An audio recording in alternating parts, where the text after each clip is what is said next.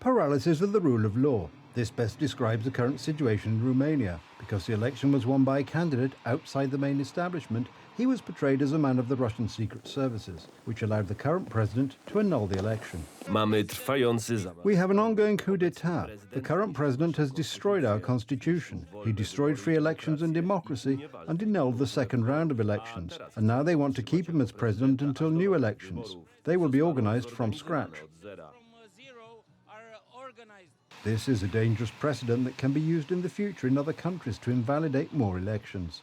This plays in line with the strategy of Civic Platform, which for years has been trying to portray Law and Justice as a pro-Russian grouping, against all logic. Now Gazeta Wyborcza has described the activities of Russian hackers who allegedly interfered in the Polish elections. Ahead of the 2023 parliamentary elections, hackers, likely acting on behalf of Russian intelligence, sent out 187,000 text messages with election agitation. They wanted to broadcast another 600,000.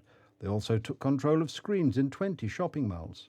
The hackers sent out clumsy text messages urging people to vote for Law and Justice. The topic was picked up in no time by such stalwarts of Polish politics as Roman Giertych and Krzysztof Brejza. For them, this is the ultimate proof that Law and Justice is a Russian agency. First of all, one has to be powerfully limited intellectually to consider this hacking activity as something that was meant to support Law and Justice. This was a campaign that was even meant to ridicule Jarosław Kaczyński's grouping. This is one of the symptoms of building a politics of lies. Over the past few years, people close to Donald Tusk have tried, with a grace worthy of an elephant, to make the public believe that Law and Justice is acting in the interests of Russia. One of the leading proponents of this thesis is General Piotr Pytel, who has been attacking Jarosław Kaczyński's party in the pages of the irreplaceable Gazeta Wyborcza. Russia is already here. Its greatest success in Poland is Law and Justice. Radosław Sikorski went even further. The politician, who today holds a post of foreign minister, publicly insinuated almost 2 years ago that the Law and Justice government was planning the partition of Ukraine together with Russia. And do you believe that the Law and Justice government thought for a moment about partition? I think it had a moment of hesitation in the first 10 days of war when we all didn't know how it would go. Such words are obviously dangerous nonsense, because it was Poland under Law and Justice that without any hesitation stood up to help the struggling Ukraine.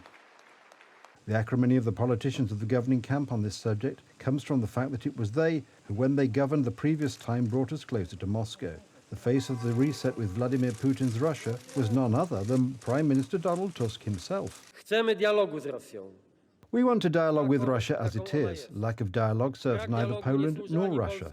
It spoils the interests and reputation of both countries in the international arena. It was Donald Tusk's team that made us dependent on Russian gas. It was under pressure from Vladimir Putin that the Prime Minister sabotaged the construction of the US missile shield. And it was finally the previous Civic Platform government that put the investigation of the Smolensk tragedy in Russian hands. And now they are dressing themselves in anti-Putin feathers. If you analyze the Russian media, you could see a huge sympathy towards Tusk. There were even biographies written by specialists in manipulation, biographies written by Russians, showing that Tusk is a man who Putin is able to get along with. Prime Minister Tusk would do much to erase the traces of his pro-Russian policies.